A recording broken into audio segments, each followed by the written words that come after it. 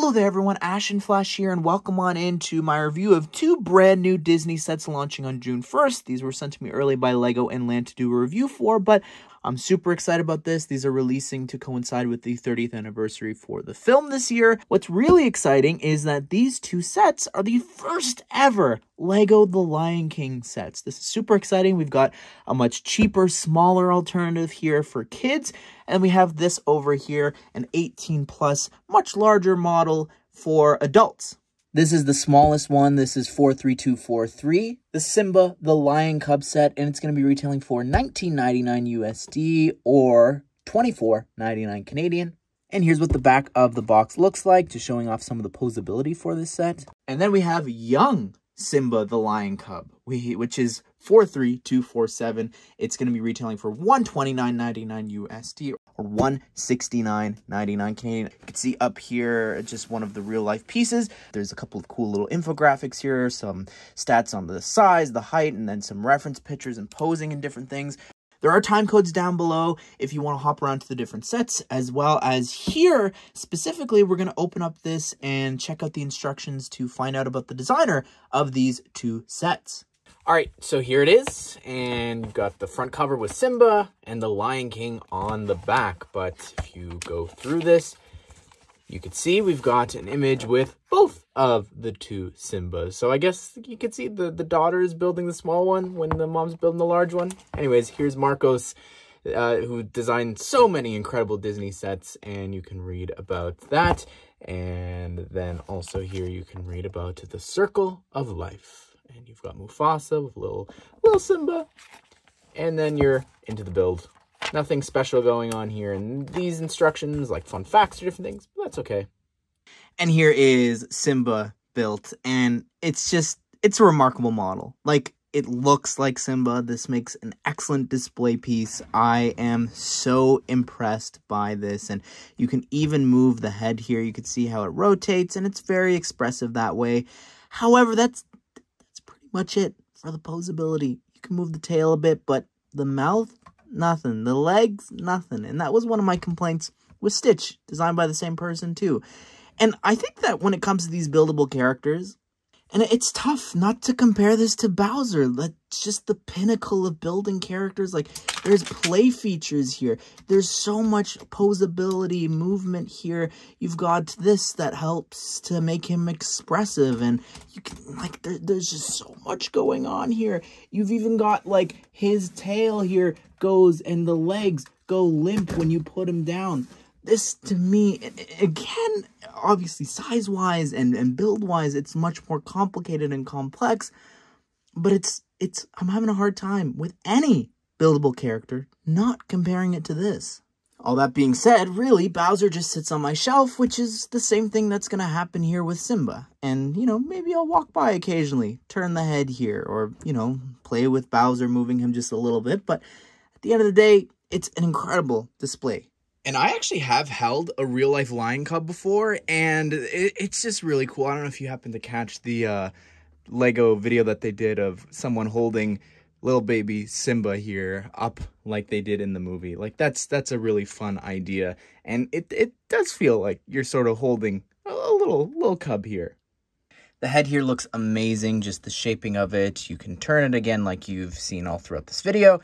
And I love the printed eyes. I think they look really great. Those dish pieces there added to that. And the whiskers here too. I think that's such a fun little detail here with these lever pieces being used for that, as well as the sword. That's really smart, and I think that effect is just great. The nose looks really good too with the little bit of pink here, and you could even see a bit inside of the mouth. Again, it would have been nice if you could actually move the jaw a little bit more. Underneath, you've got a little tuft of fur, and you could see a little bit.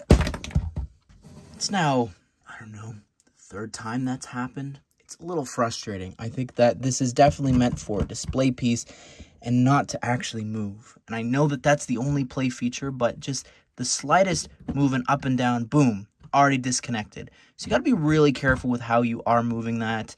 But I do like the ears. I think they look great just with the black trim around there as well as the medium nougat. Also, I didn't point that out here with the hot dog pieces being used. I think that looks great.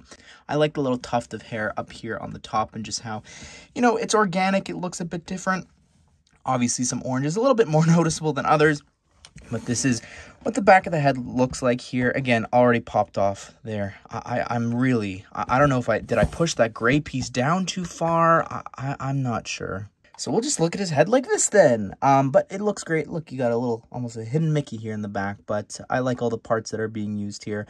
The rest of the body, I love the shaping here on the shoulders. It looks great, and just the different pieces all being used for the fur, everything here looks amazing, and the shaping that is accomplished looks like it's so perfect. Even here on the back, that might be a bit too round for that, but this looks pretty good here too.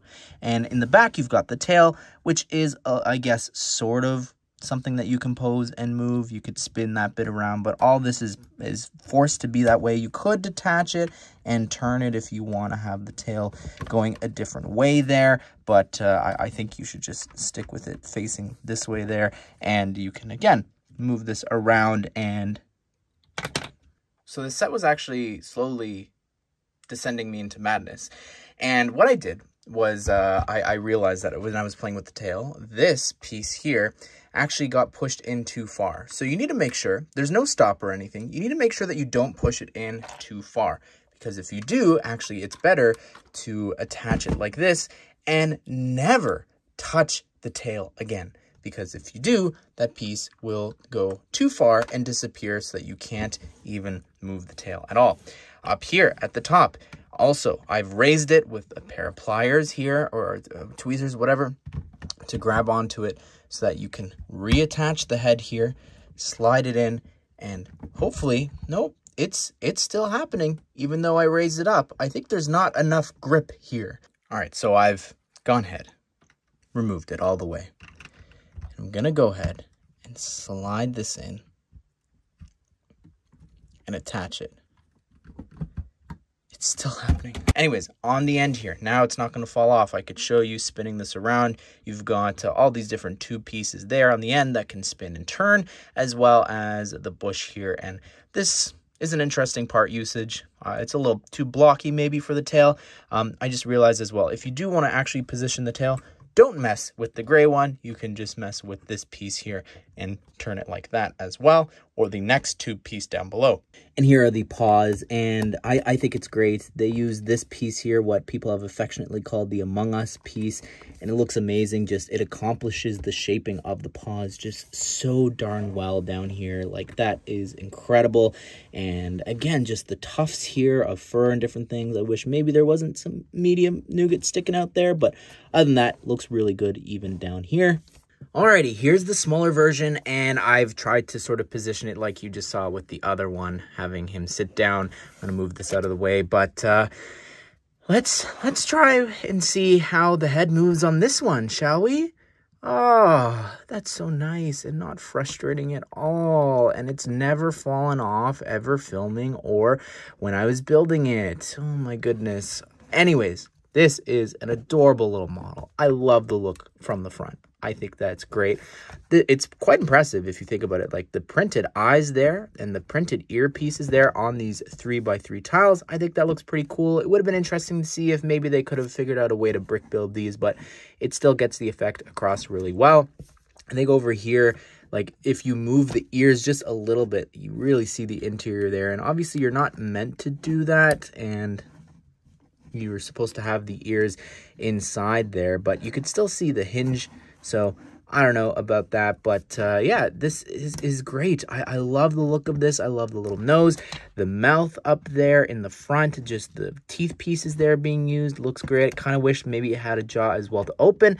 The tufts of hair up here, and you could see just as I'm doing this, like how much posability there is for this little guy. It's pretty great. I like the belly here, and you could see just how that looks underneath with the paws. You can angle them, and again, looks like he's jumping across.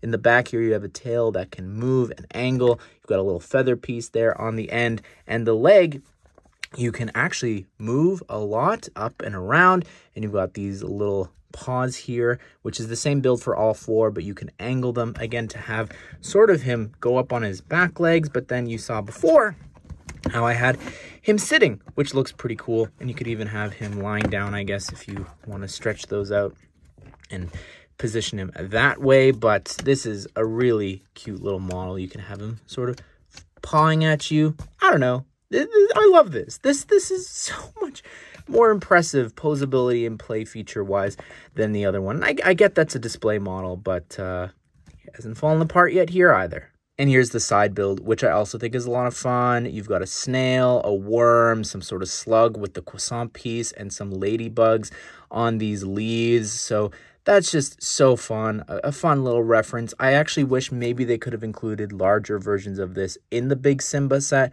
I think that would have been a cool side build. Anyways, everyone, what do you think of these? Love this. Cannot recommend this little guy enough. And this is an incredible display set. I sort of feel like the old guy from Toy Story warning you, don't play with it. It's for display only. And I think that's a bit of a shame. I think it would have been cool to have something here for him, but excellent.